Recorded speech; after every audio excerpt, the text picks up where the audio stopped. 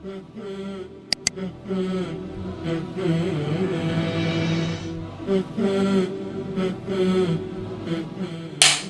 are programs that tax them. You've forgotten it.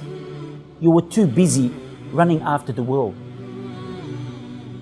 In Islam, Allah subhanahu wa ta'ala said, يحببكم الله ويغفر لكم. When I touch here, it hurts. I touch here, it hurts. The doctor said, I know what's wrong with you.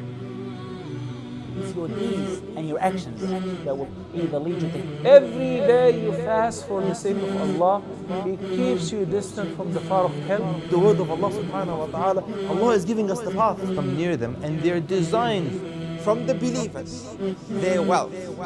So now let's look at a number of things.